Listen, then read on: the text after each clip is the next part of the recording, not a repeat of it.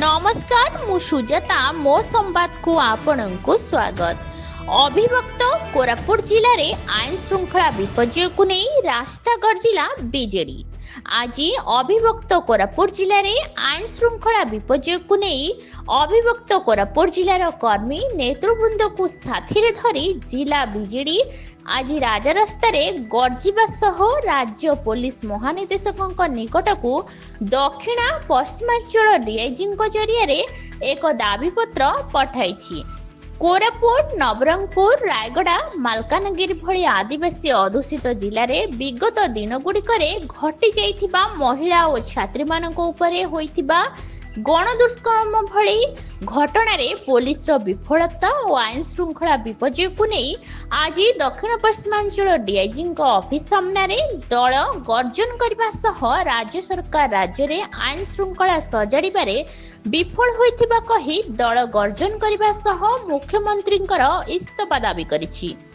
आजिर एही प्रतिवाद सभारे जिला नारी नेत्री पार्वती मस्ती, कौशल्या हिक्का, पूर्वतन मंत्री पद्मिनी दियान, रविनंदन हिक्का, प्रदीप पाणिग्राही, भृगबस्ती पात्र, त्रिनाथ पात्र, ललाट, रंजन सेठी समेत अभिभक्त कोरापुट जिलार कर्मी और महिला नेत्री माने सामिल होइथिले। जनता दल तरफ कोरापुट डीआईजी ऑफिस घेराव प्रोग्राम था। 26 नंबर जातीय राजपथ अवरोध करेतु ओडिशा भली शांतिप्रिय राज्य में जेबेठारू बीजेपी सरकार शासन करेबू मोहन सरकार आसन ग्रहण कर देखुए महिला मान प्रति निर्यातना बढ़ी चली से जो बेटी पढ़ाओ बेटी बचाओ नारा दे बीजेपी सरकार आज शासन भार नहीं देखुए से सरकार रे महिला ही अधिक निर्यातित होती।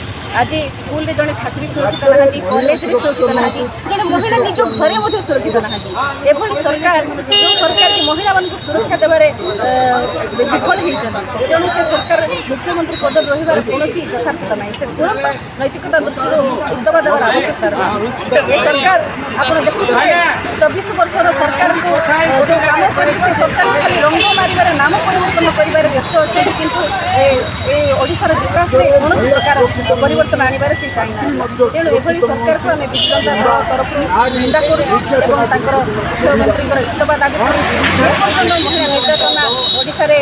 Koraput bureau chief Dilip Chetty report मो संवाद।